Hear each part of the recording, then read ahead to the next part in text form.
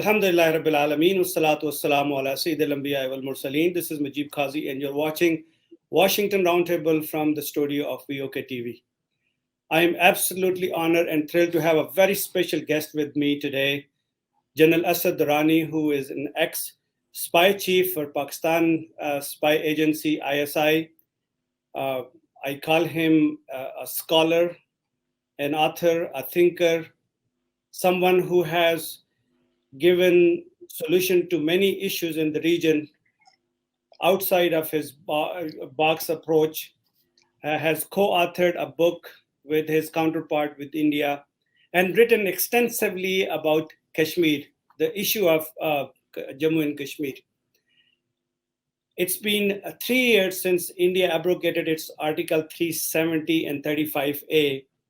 And since then, the life and the semi-autonomous status that Kashmiri once enjoyed has taken away, and the life has changed to an extent that now getting the actual reports from ground zero are becoming very difficult.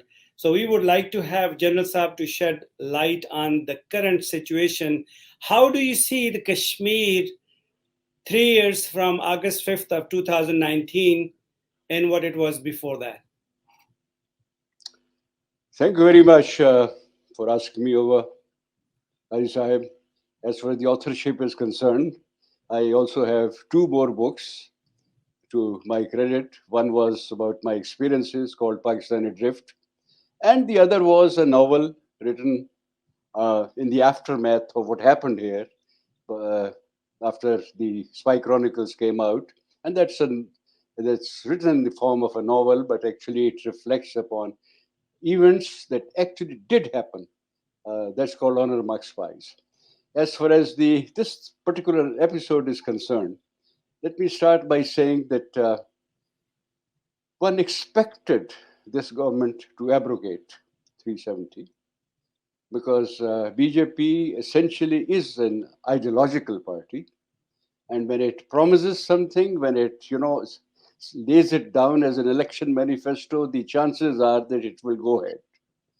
I recall when the first time it got elected, though Vajpai, a man like Vajpai was the prime minister, and it had said that they would go nuclear. So within a couple of months, they did carry out those banks. Ultimately, it did benefit us because that provided us also the opportunity. In this particular case, Modi had said that in the second tenure, he would do something in Kashmir, like abrogation of 370. And when it happened, I was expecting that a very strong reaction will come from Pakistan, because not because 370 was a very popular provision in Pakistan, but the fact that it gave some sort of a hope to the Kashmiris that they still had something to do, something to say about their future. But to my utter disappointment, the government in Islamabad did practically nothing by renaming a road or by producing another map. That was not going to help. It didn't even raise enough or mobilize enough public opinion, or let's say, leave aside the international opinion, so that the right message could go across that we are with you. Humanitarian aid was required, which did not come in the way. If we had asked for it, we would not have any problem. But even that was not done. So, sort of a paralysis here. The result is that the Kashmiris, of course, were disappointed. And for some time, there was also a chance that because at the same time, the Modi government had in countrywide imposed or a citizen act, which also upset non-Muslims in subcontinent in India, because it targeted them as well, other than the Hindu community. But that very soon went away, perhaps because of the corona wave. The ultimate result was that the Kashmiris more or less were left on their own. High and dry is one way to describe that. And whatever happened thereafter was all an indigenous struggle, and to their credit, they continued to ensure that the new system, although as far as the de jure part was concerned, it could be implemented, but de facto, the Kashmiri voice remains potent. It has frustrated most of the designs, but then again, this is a real world, and one is not claiming, one does not believe that for a very long time they will continue to hold their own. Who knows? Because of their muscular approach, uh, the government in Delhi would not be able to browbeat them to the extent that they may, God forbid, reconcile to this new arrangement as well. So that is where we stand right now. Uh, Only one small little point.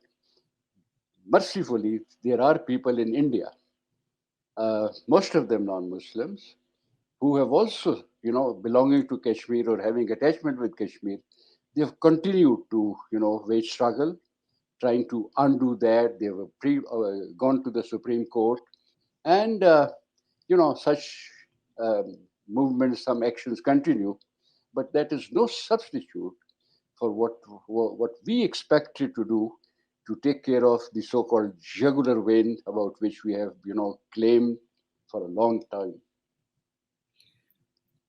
General Saab, you have actually spoken for Kashmiris. This is how the Kashmiris at this time are thinking, that when it was time for Pakistan to rise up, they were left uh, completely on their own without having any support from Islamabad. The question is that what is the policy of Pakistan? Who orchestrate the policy for Kashmir in Pakistan? Is it establishment, Pakistan army, or is it the civil government? If it was the civil government, then the response was obvious, but the perception is different than reality. So, would you please give our audience the rundown that what is the stated policy of state of Pakistan towards Kashmir? Or Isab, this, go ahead. sorry, this is a very complex problem. Um, Generally, one would say that our failure, both of the civil and the military establishment, has been that we never did evolve a coherent Kashmir policy for the long term. An event takes place, and if the civilian government takes notice of that, because it's essentially a political direction that must count, we do make some headway. But very often, one has also known that it is left to the military establishment to do whatever, response it can come up with. The result is that some commotion can be created, some resistance can also be um, supported, but ultimately, we all know that it's not going to be only the military action or the military's the kinetic measures that will take care of the Kashmir issue. It involves so many different factors: the politics, the diplomacy, the mobilization of resources, of other opinions like in the Muslim world, and there we have been woefully lacking. So the military takes its, the military acts. Sometimes it sends in infiltrators. Other time it might support some of the militants. But all of that has a certain shelf life. The last one, when it happened in the end of 89 or beginning of 1990, this movement did show some potential.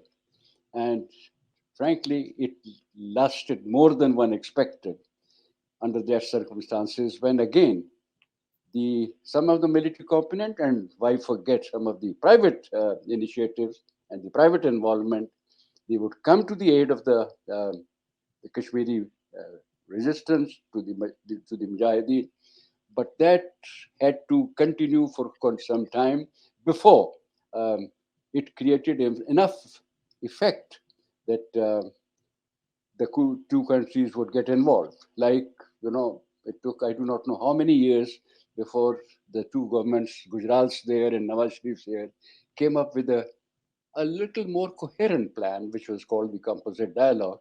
But that also could not be kept on track because of the lack of resilience or lack of persistence on part of the Pakistani establishment, civil as well as military.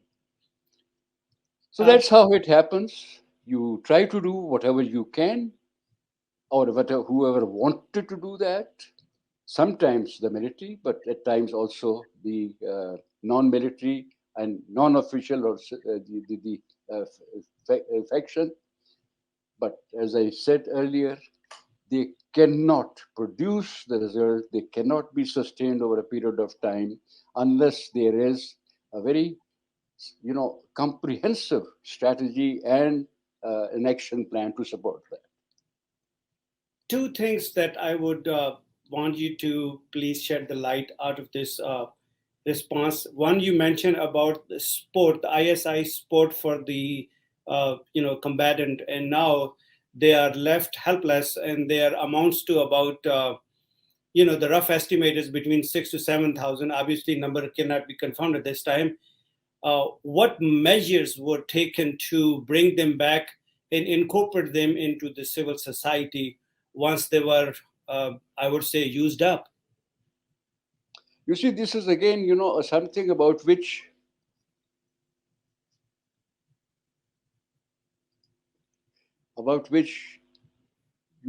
I will not be able to give a very coherent and a comprehensive answer because there are certain things that I do not know.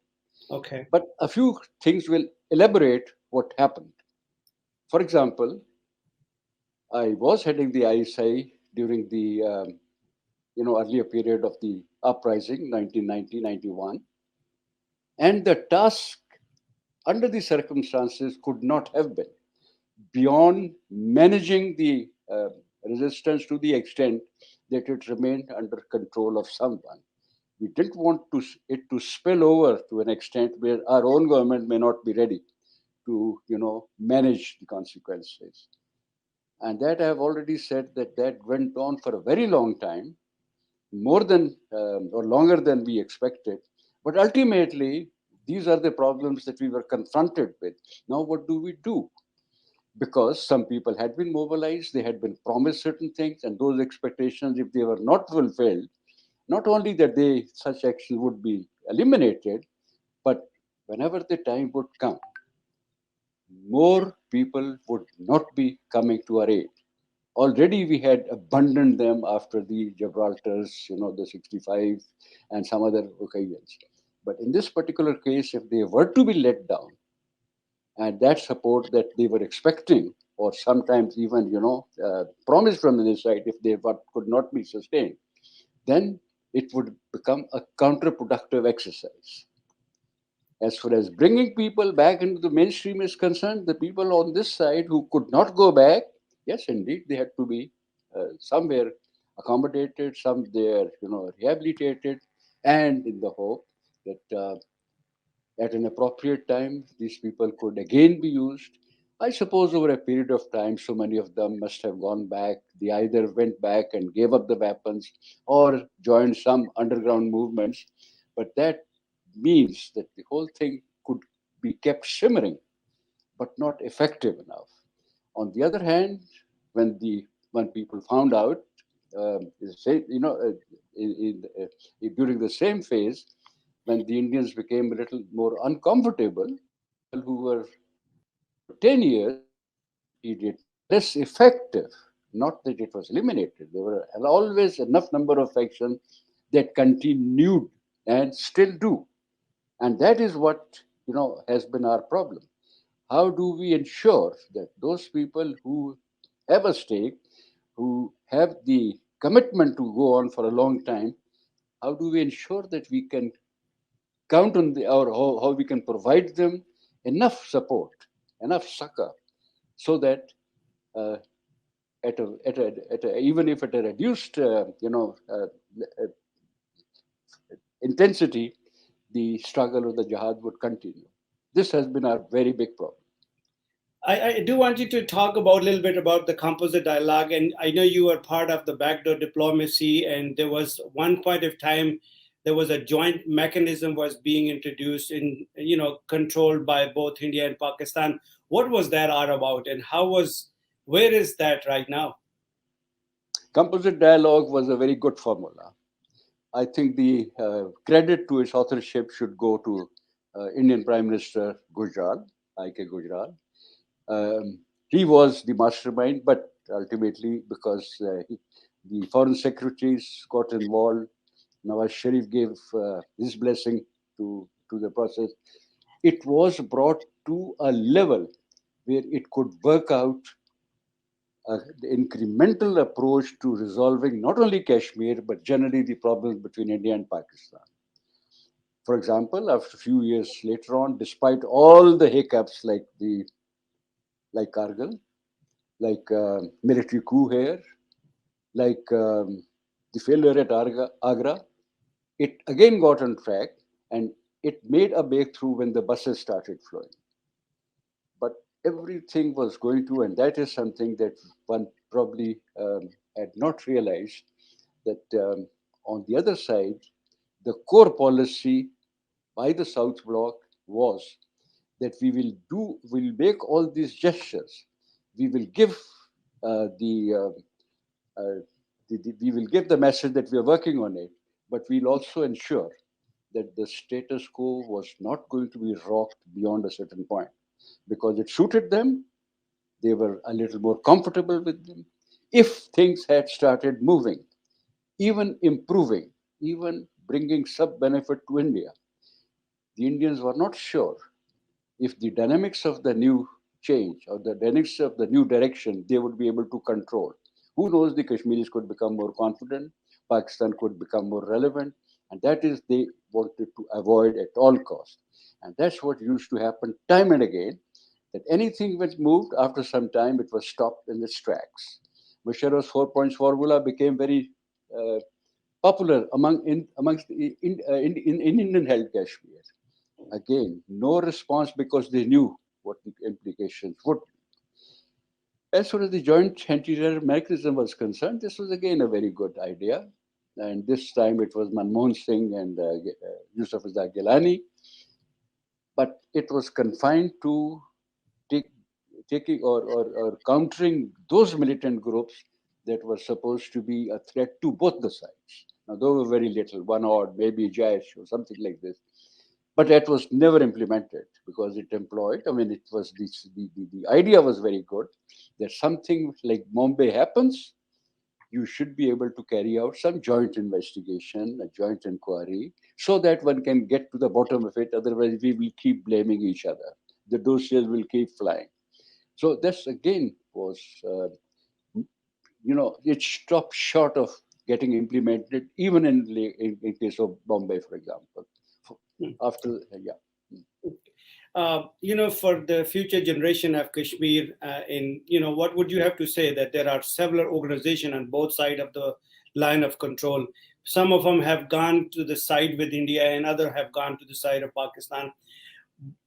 What happened? Why they were even, at one point they started the Kashmir freedom movement, and then all of a sudden they got decimated with the other powers. Except JKLF that is still striving for the independence of Kashmir. What would you say about them for the future generations to know about those organizations? Were they even serious about it, or were they just trying to get the portion of the pie because it was the heat of the moment? I said the micromanagement of such movements, especially in the environment in which we are talking about, where hardly anyone comes to their help. It's a small valley where the resistance is centered. The force that is employed against them is tremendous, and the only help they were going to get would be some from our side, mostly from inside.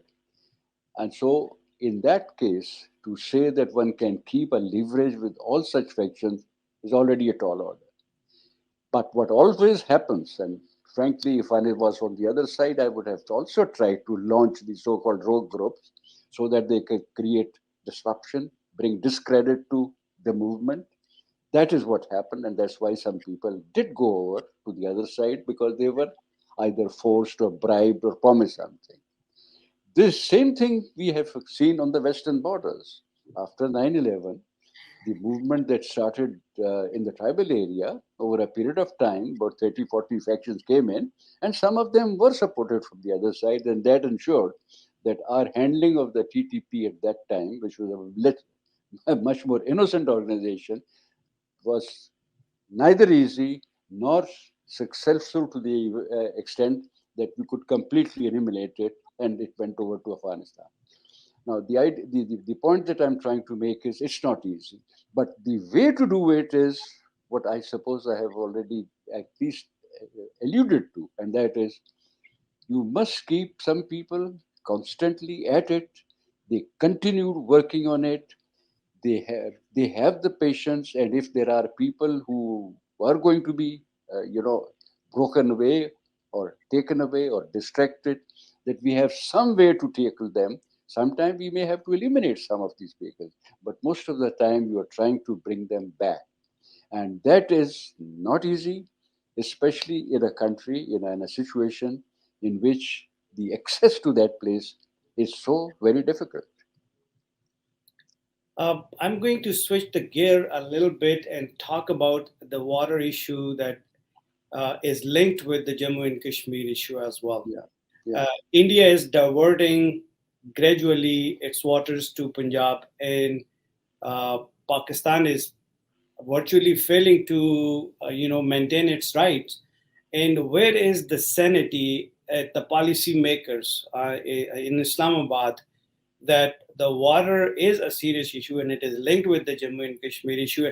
Why they are not taking it seriously? Please talk about that. Yeah, I do not know the details. I thought the Indus Water Treaty or Indus Basin Treaty was reasonably, you know, uh, reasonably sound. It also remained on track for a very long time, despite everything. Sometimes when we suspected such things, usually we were late in reacting, but whenever we did and took the proper action and pointed out at the proper places where the violation was taking place, a little belatedly, but even then, one could go, appeal to the right directions. At times, won a little reprieve, but also at times one found that the people who were supposed to mediate in that, either they were not convinced by our arguments, or maybe our arguments were not good enough, did not bespeak or did not reflect the reality, or they were influenced by the mightier powers like India, like United States, and so on and so forth.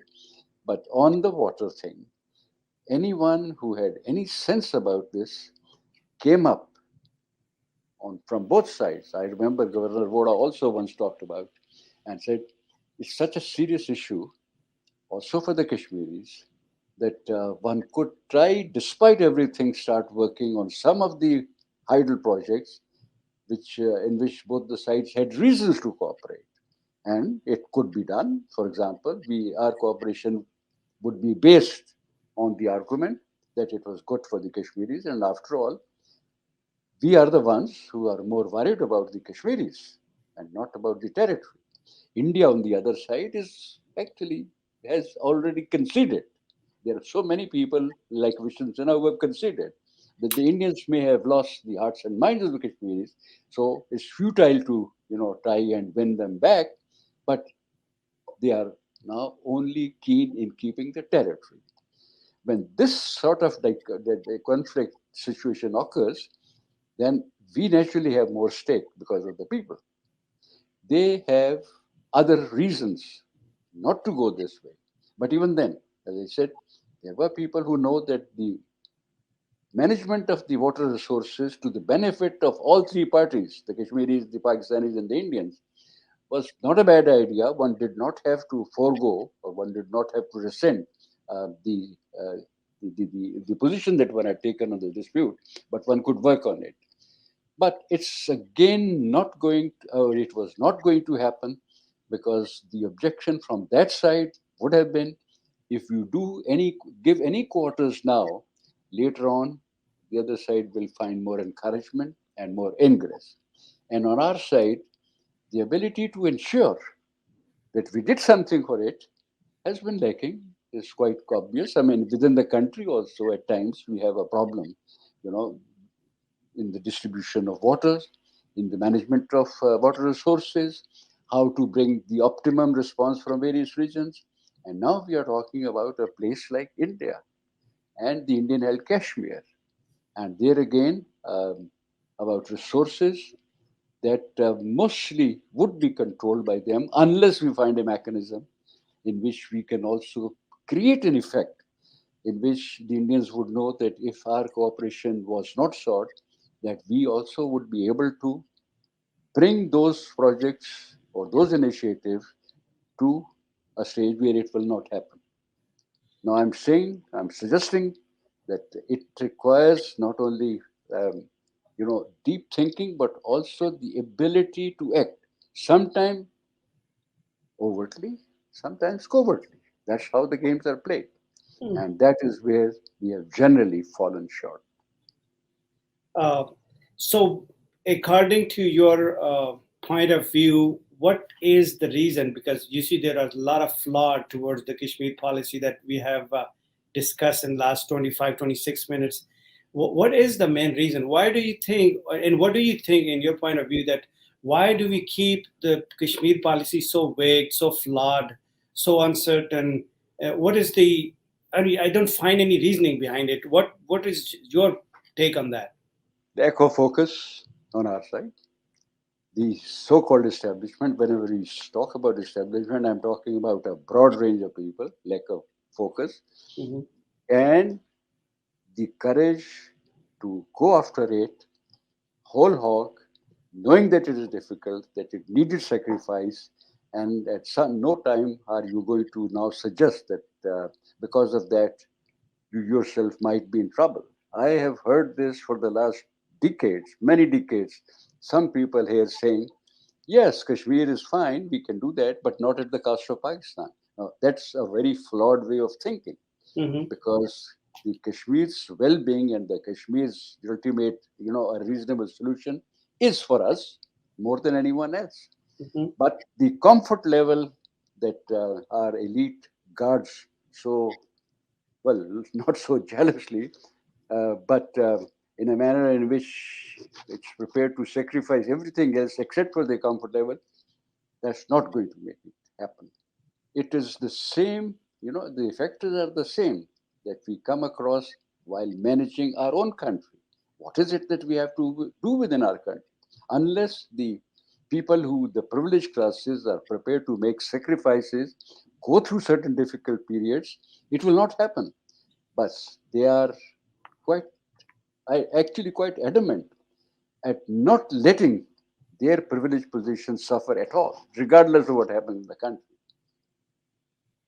India has somewhat managed its situation in the last 3 years by, keeping the masses in control, land grabbing and passing on the domiciles, and changing their laws and just acting like it's their own country.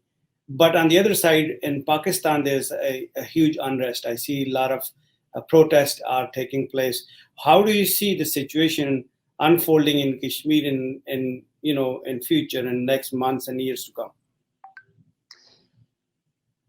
The comparison between the two countries as to how they have gone about and how they have managed their own problems is very, very difficult for me to describe in a very short time. But I must say one big difference has been that in India, the so-called establishment, the deep state, it remains focused, it works out a policy.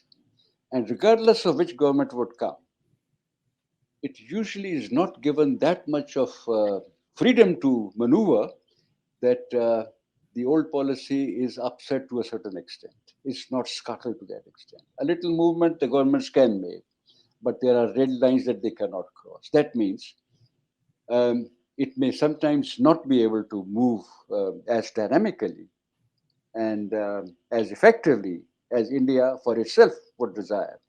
But at least it prevents any maverick from doing things differently, which may or may not work.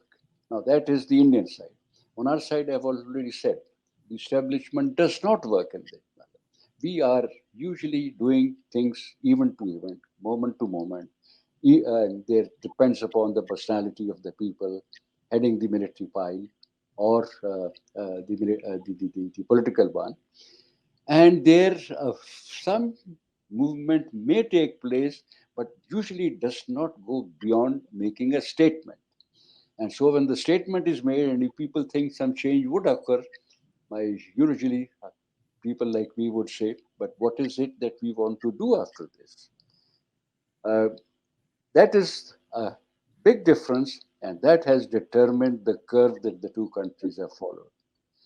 Also in Kashmir, because essentially it is about Kashmir, I continue to say that but for the people there, whose hearts and minds have not been captured, and God, bless them, some of them have remained on that path. Even those who were prepared to compromise, the Indian cussedness, the Indian rigidity has not allowed them space. Gilani became a big figure just because he was not compromising. So as long as he was there, he did provide not only hope to the Kashmiris that there was someone, or also the sympathizers of Pakistan, but even Indians knew that he was effective. And though at times they would try and reach for his help to, manage a particular situation. After him, uh, that advantage has been lost also to India. That means now there are going to be too many different streams which will start acting. It will create problem for India, all right. But I am not sure if it will be to the extent that the Indians will be forced to change their policy. Mr. Dulat, my co-author of the Spy Chronicles, and some of his colleagues do want that to happen because they think, in their own assessment, if it continued like this, India would lose Kashmir. They may not say that openly, but I know that is their feeling. There are others who are, the Citizens Act or the Citizen Part, a concerned citizens group has been made, and in that, couple of other my friend, some other of some others of my some other friends of mine are involved, and they do also send me what their findings are, and one can read that they are not only worried, but worried to the extent that they think that uh, Modi succeeds or fails is not the problem. India ultimately will lose out on that front in a manner in which all that it will be able to do is contain certain areas by force. And that's certainly not going to be a very stable solution. Thank you very much for your insight and review, and I'm grateful for your time. Ladies and gentlemen, that's all we have until now. Take good care of yourself. Assalamu alaikum wa rahmatullahi wa barakatuh. Welcome, Salam.